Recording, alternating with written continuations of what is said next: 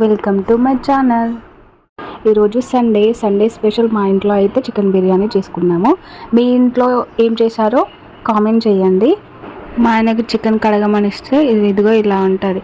బట్టలకి సర్ఫ్లో నానబెట్టేసి సోప్తో ఎలా ఉతుకుతామో అంత క్లీన్ చేస్తాడు. అంటే అవ్వేసి క్లీన్ చేస్తాడని కాదు, అంత క్లీన్ చేస్తాడనేసి అర్థం.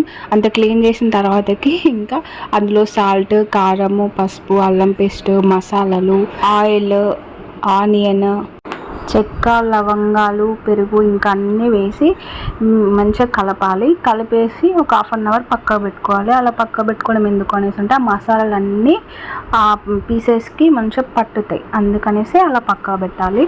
దీన్ని అలా పక్కకు పెట్టేసి ఆ టైంలో ఆనియన్, పచ్చిమిర్చి, పుదీనా, బగారాకులు, ఇలా జీడిపప్పు, చెక్క, పువ్వు, లవంగాలు, స్టార్ పువ్వులు, ఆనియన్ అన్నీ కట్ చేసి పెట్టుకోవాలి రెడీగా. ఇంక ఇక్కడ ఏంటి అంటే బిర్యానీలోకి బ్రౌన్ ఆనియన్ భలే టేస్ట్ వస్తుంది. సో నేను అవి ఇక్కడ రెడీ చేసి పెట్టాను. రైస్ ఈ గ్లాస్తో ఒక 3 గ్లాసెస్ తీసుకుని వాటిని కడిగేసి నానబెట్టుకున్నాను, పక్కకు పెట్టుకున్నాను. ఇంకొక గిన్నె తీసి అందులో నెయ్యి వేసేసి నెయ్యి వేడైనాక మసాలాలు వేసాను. అంటే చెక్క అవి ఉంటాయిగా, లవంగాలు అవన్నీ వేసి తర్వాతకి పుదీనా, పచ్చిమిర్చి, ఆనియన్ అవన్నీ వేసి ఒకసారి కలిపేసాను.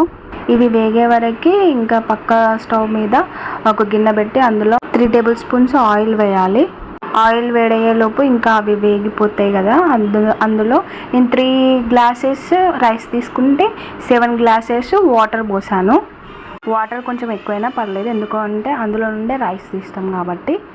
అటు ఇంకా రైస్ చూస్తూ ఇటు గిన్నెలో ఆయిల్ వేడెక్కింది కదా, అందులో మసాలాలు, జీడిపప్పు, పచ్చిమిర్చి, పుదీనా, ఆనియన్ అన్నీ వేయాలి. వేసి మంచిగా వేగేంత వరకు కలుపుతూ ఉండాలి. ఇటు సైడ్ రైస్ చూస్తూ ఉండాలి.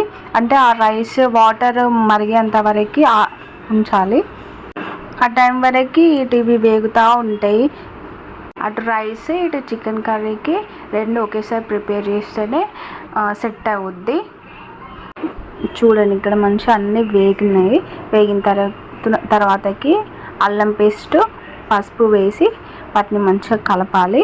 ఇటు సైడ్ ఏంటి అంటే వాటర్ మరుగుతున్నాయి. ఇలా మరిగేటప్పుడు ఏం చేయాలంటే మనం ముందు రైస్ నానబెట్టుకున్నాంగా, ఆ రైస్ ఆ వాటర్లో వేయాలి. వేసి ఒకసారి కలపాలి. ఇంకా ఇటు సైడ్ ఏంటి అంటే అవన్నీ వేగినాయి. వేగిన తర్వాతకి ఇలా చికెన్ మనం ముందు మ్యారినేట్ చేసి పెట్టుకున్నాగా ఆ చికెన్ వేసి కలిపి పెట్టుకోవాలి. ఇలా ఇటు చికెన్ చూస్తూ ఉండాలి, అటు సైడ్ రైస్ చూస్తూ ఉండాలి. ఇటు చికెన్లో ఇంకా నేను బ్రౌన్ ఆనియన్ వేసాను. వేసి ఒకసారి కలుపుకున్నాను. ఇటు రైస్ కూడా దగ్గర పడ్డది. ఇటు చికెన్ కూడా 60% ఉడికిపోయింది. ఇప్పుడు నేను సాల్ట్ వేయడం మర్చిపోయినా, అందుకే ఇప్పుడు సాల్ట్ వేసాను. చికెన్ ఇలా అయిన తర్వాతకి కొంచెం గ్రేవీ ఉన్న టైంలోనే ఇలా రైస్ వేయాలి. నేను రైస్ ఏం చేశానంటే చిల్లుల గిన్నెలో వేసి పెట్టాను, వాటర్ మొత్తం వెళ్ళేంత వరకు.